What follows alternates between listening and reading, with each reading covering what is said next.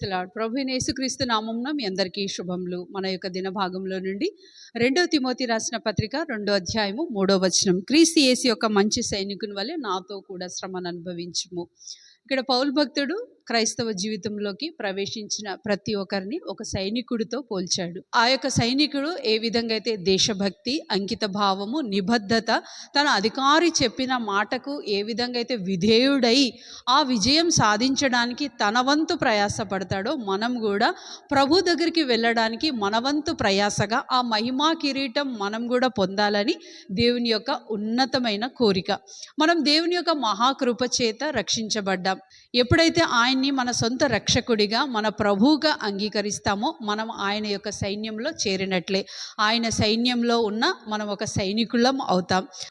రెండవది, సైన్యంలో చేరిన సైనికుడు తన అధికారి యొక్క మాట ఎలా ఉందో అలాగనే వింటాడు.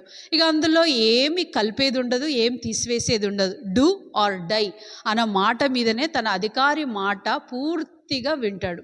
అట్లనే మనం కూడా క్రైస్తవ సైనికుని వల్లే మన ప్రభువు యొక్క మాట అది ఏదైతే చెప్పబడిందో అది అలానే కొనసాగాలని దేవుని యొక్క కోరిక.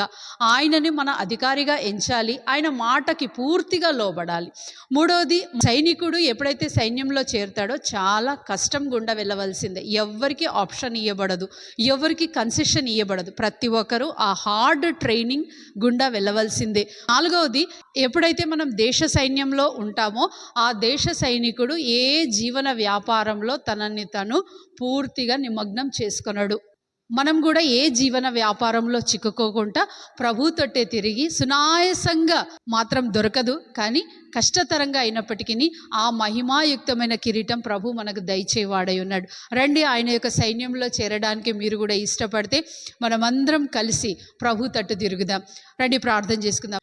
ప్రియమైన తండ్రి, యేసు ప్రభు ఘనమైన నామంలో నీ యొక్క పాసనీల్లో చేరి దేవా క్రీస్తు యేసు యొక్క మంచి సైనికుని వల్లే మేము కూడా పోరాడుటకు నీ యొక్క మహాశక్తిని మాకు దయచేయమని ప్రార్థిస్తున్నాం.